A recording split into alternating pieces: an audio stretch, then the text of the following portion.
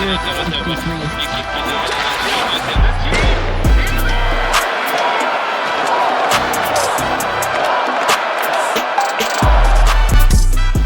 there, and welcome to this Hockey Inside Out Show bonus episode. I'm Stu Count of the Gazette, joined by my regular partners here, former Canadiens teammates, 1986 Stanley Cup champs, Chris Nyland and Rick Green. Knuckles, the Habs headed into the Four Nations break in the schedule with a 25-26-5 record. They were 1-7-1 in the last 9 games. They're only 3 points ahead of their pace last season after 56 games, and ended up finishing with the 5th worst record in the NHL. What do you expect from this team over the last 26 games this season? This is going to be in the draft lottery again? Yeah, I would expect that because of 26 games left. They'd be lucky to go 500 the way they're playing. Lucky, right? Do they turn this thing around? We're talking about getting rid of Jake Evans. We're talking about bringing in these young guys, seeing what they can do. There's going to be some pain here down the stretch, and I would think more like a lottery team than anything else in a playoff team. What do you think, Rick? Yeah, they've kind of dug themselves. They were so close before, and as of late, obviously they dropped the ball big time, and you got a lot of guys that are underperforming, and it's going to be a real test of character to see which guys in the dressing room really care about their situation and really do want to make the difference each game. And that's going to be tough because they've got a long way to go to get themselves back where they might be knocking on the door.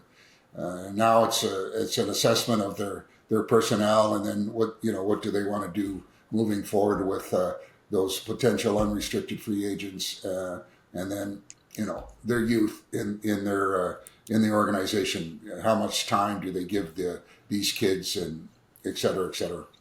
Knuckles, when you were playing, I don't think you were afraid to speak up in the room when you had to. If you were playing with these guys now, what would you be saying in the room when they come back from the break? Oh, say, boys, let's try and salvage the rest of the season here. Let's try and have some fun here playing hockey. And there's nothing like and all these guys tasted what it was like to win hockey games consistently on that stretch. They went 13-3, right? Mm-hmm. It must have been unbelievable walking in the door to practice every day. Guys joking, guys having fun.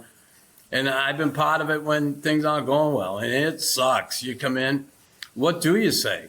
I mean, let's try and salvage the rest of the season. Let's have some fun here. Let's, have some pride in playing for this jersey. And let's not go out with a whimper here. And certainly then I go out and lead the charge, baby. I go out and start fucking some people up. How's that?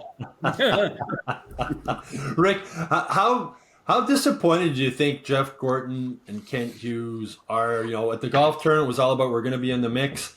As Knuckles, as you said, they had a little taste of being in it, and now it's like, it looks like it's going to be a draft lottery team again. At the management level, what do you think they're thinking?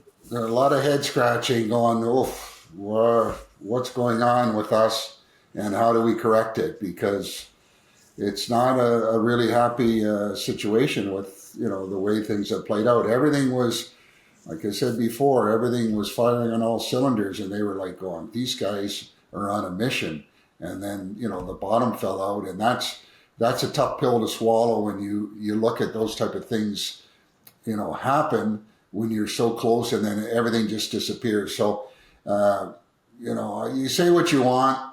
The last stretch of games, I know I did it in Washington. There was a lot of guys that obviously were packed, ready to go to Europe back then. Now it's the guys know the writing's on the wall. They have to be, exceptional for the last stretch here. Whether or not they have that commitment of all the guys, I'm not sure about that. But hopefully they're going to play for that CH and play for themselves and for the group and Martin St. Louis, so that they do show that they do care. For Knuckles, with Marty, you look in Laval, Pascal Vincent, first-year coach. They have the best record in the AHL. Do you think management has any concerns about Marty at this point moving forward with his job security?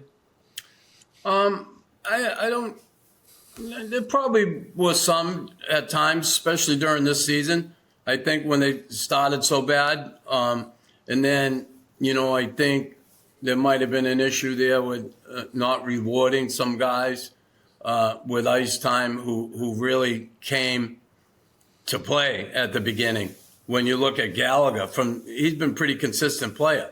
Oh yeah, all the heart and season, soul of that team. Yeah, right. And some of the guys like Jake Evans early, he was really pulling his weight and doing his thing, and he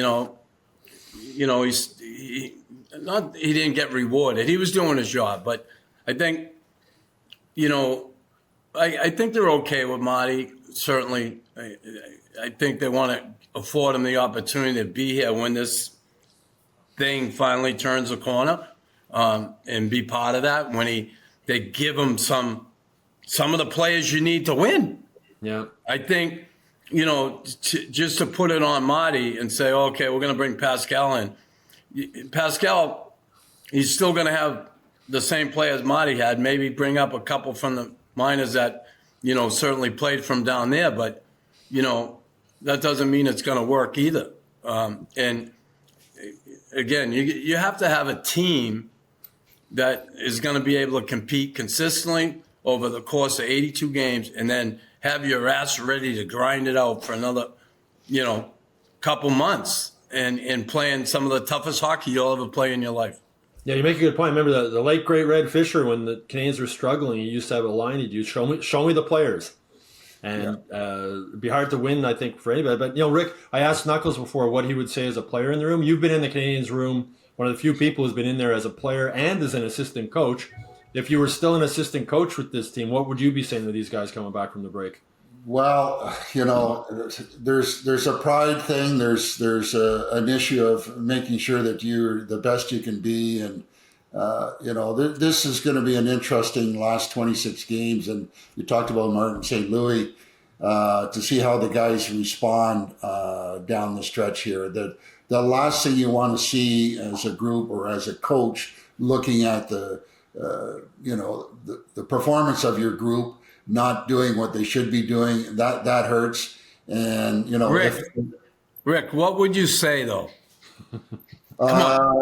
What would I say? What would you say? Come on, kick somebody in the balls, will you? I don't think I would.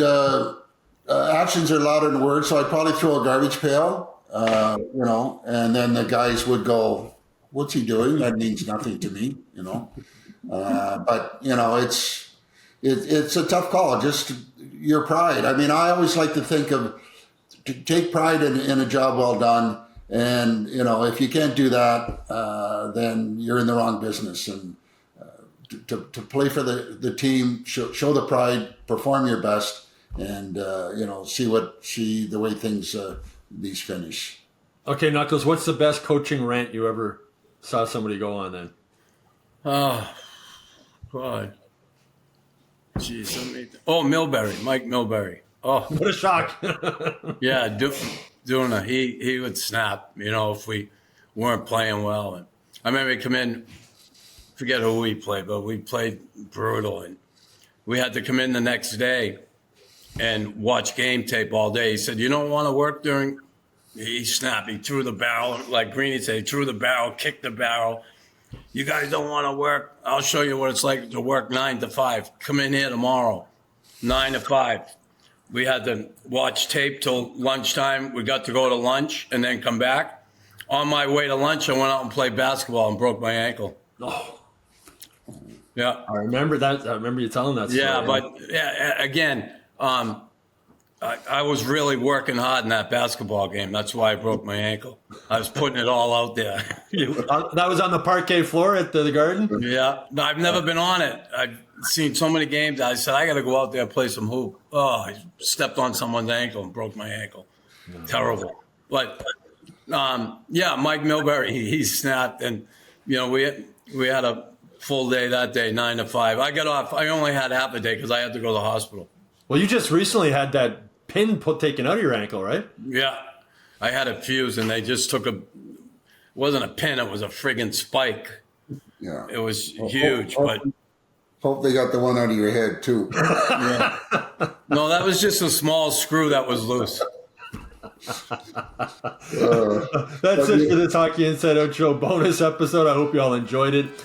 Please like and subscribe to the Hockey Inside Out YouTube channel. Go to MontrealGazette.com/newsletters to sign up for the Hockey Inside Out newsletter. And of course, you can go to HockeyInsideOut.com every day for all the latest Canadiens news. And during the Four Nations Face-Off tournament, all the news from that also. Also, if you have a bonus question you'd like to answer in a future, like us to answer in a future bonus episode, please put it in the comments section below. We always like to hear from you.